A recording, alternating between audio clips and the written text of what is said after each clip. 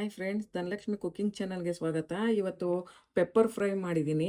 ನೋಡಿ ಚೆನ್ನಾಗಿ ಬಂದಿದೆ. ನೀವು ಸಹ ಮಾಡ್ಬೋದು. ಇದನ್ನು ಹೇಗೆ ಮಾಡೋದು ಅನ್ನೋದನ್ನ ತೋರಿಸ್ಕೊಡ್ತೀನಿ, ನೋಡ್ಕೊಳ್ಳಿ. ವೀಕ್ಷಕರೇ, ಈಗ ಸ್ವಲ್ಪ 1 ಟೇಬಲ್ ಸ್ಪೂನ್ ಅಷ್ಟು ಎಣ್ಣೆ ಹಾಕ್ಕೊಳ್ಳಿ.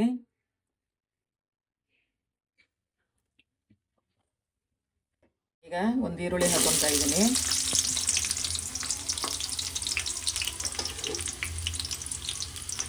ಈಗ ಇದನ್ನು ಸ್ವಲ್ಪ ಕಂದು ಬಣ್ಣ ಬರೋವರೆಗೂ ಹುರ್ಕೊಳ್ಳಿ, 1-2 ನಿಮಿಷ.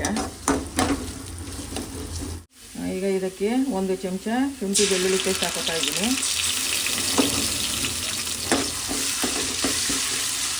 ಇದು ಹಸಿ ವಾಸನೆ ಹೋಗೋವರೆಗೂ ಫ್ರೈ ಮಾಡಿ. ಈಗ ಒಂದು ಚಿಕ್ಕ ಟೊಮೊಟೊ ಹಾಕೊಂಡಿದ್ದೀನಿ. ಇದನ್ನು ಅದು ಸ್ವಲ್ಪ ಮೆತ್ತಗಾಗೋವರೆಗೂ ಫ್ರೈ ಮಾಡ್ಕೊಳ್ಳಿ.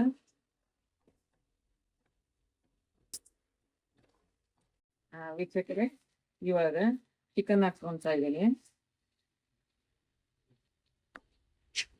ಇದರಲ್ಲಿ ನೀರು ಬಿಡೋದ್ರಿಂದ ಸ್ವಲ್ಪ ನೀರು ಹೋಗೋವರೆಗೂ ಫ್ರೈ ಮಾಡ್ಕೊಳ್ಳಿ. ಈಗ ಕೊತ್ತಂಬರಿ ಪುದೀನ ಹಾಕೊಳ್ಳಿ.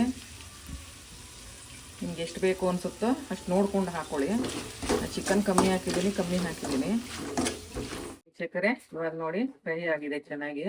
ಈಗ ಇದಕ್ಕೆ 1 ಚಮಚ ಪೆಪ್ಪರ್ ಪೌಡ್ರ್ ಹಾಕ್ತಾ ಇದ್ದೀನಿ. ಪೆಪ್ಪರ್ ಚಿಕನ್ ಹಾಕಿರೋದ್ರಿಂದ ಪೆಪ್ಪರ್ ಪೌಡ್ರ್ ಸ್ವಲ್ಪ ಹಾಕೊಳ್ಳಿ. 1 ಚಮಚ ಅರಿಶಿನ ಹಾಕೊಳ್ಳಿ. ಮತ್ತೆ 1 ಚಮಚದಷ್ಟು ಚಿಕನ್ ಮಸಾಲ ಹಾಕೋತಾ ಇದ್ದೀನಿ. ಈಗ ರುಚಿಗೆ ತಕ್ಕಷ್ಟು ಉಪ್ಪು ಹಾಕೊಳ್ಳಿ. ಇವಾಗ ಇದನ್ನ 1-2 ನಿಮಿಷ ಆಲ್ರೆಡಿ ಬೇಯಿಸಿರೋದ್ರಿಂದ ಹೆಚ್ಚೇನು ಬೇಯಿಸೋದು ಬೇಡ. 1-2 ನಿಮಿಷ ಬೇಯಿಸ್ಬಿಡಿ. ಪೆಪ್ಪರ್ ಚಿಕನ್ ರೆಡಿ ಆಗುತ್ತೆ. 2 ನಿಮಿಷ ಆಗಿದೆ ವೀಕ್ಷಕರೇ. ಪೆಪ್ಪರ್ ಚಿಕನ್ ರೆಡಿ ಆಗಿದೆ. ಇದಕ್ಕೆ ಸ್ವಲ್ಪ ಕೊತ್ತಂಬರಿ ಉದುರಿಸ್ತಾ ಇದ್ದೀವಿ. ಈಗ ಪೆಪ್ಪರ್ ಚಿಕನ್ ರೆಡಿ ಆಯಿತು.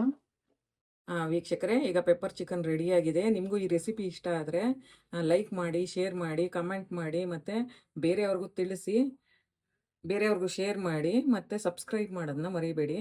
Thank you friends.